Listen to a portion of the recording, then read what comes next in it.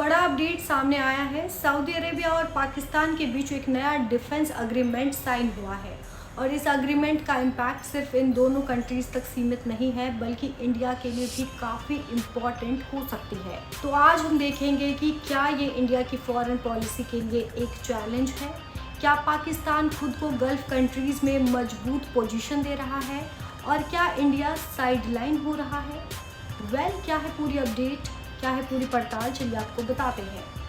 अब बात करते हैं डील की। सऊदी अरेबिया और पाकिस्तान ने डिसाइड किया है कि अगर सऊदी अरेबिया पर कोई अटैक होता है तो पाकिस्तान उसे अपने पे अटैक मानेगा और अगर पाकिस्तान पर कोई अटैक होता है तो सऊदी इसे अपने पर अटैक समझेगा।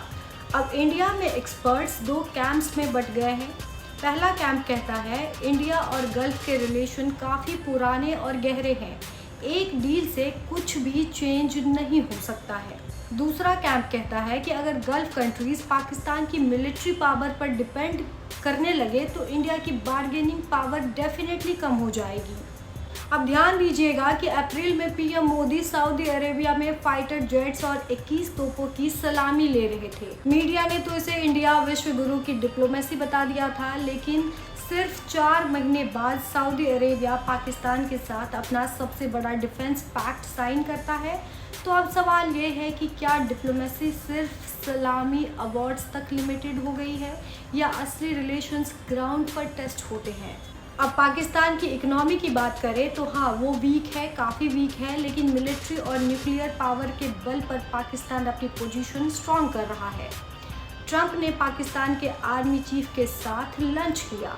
शंघाई कॉरपोरेशन ऑर्गेनाइजेशन में पाकिस्तान को इम्पोर्टेंट कमेटी का चेयरमैन बना दिया गया और अब सऊदी के साथ डिफेंस डील। सिंपल वर्ड्स में पाकिस्तान अपने मिलिट्री स्ट्रेंथ के बल पर गल्फ कंट्रीज में अपनी पकड़ मजबूत कर रहा है, कहीं ना कहीं उसे इस्टेब्लिश कर रहा है।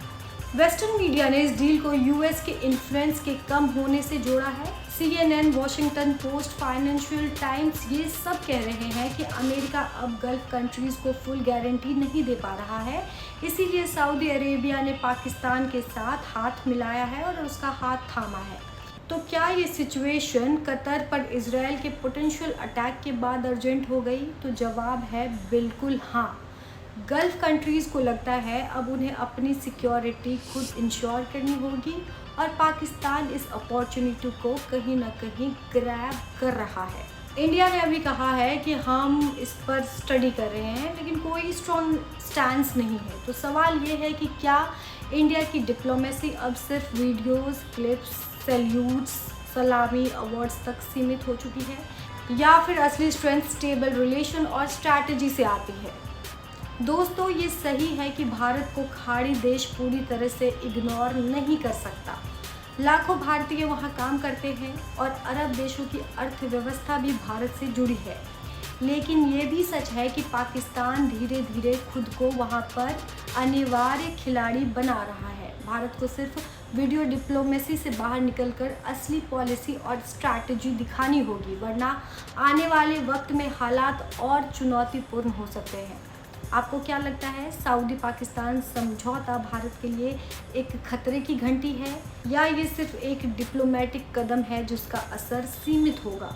कमेंट करके अपनी राय ज़रूर दीजिए। वीडियो अच्छी लगी हो तो चैनल को लाइक, शेयर, सब्सक्राइब करना बिल्कुल भी ना भूलें।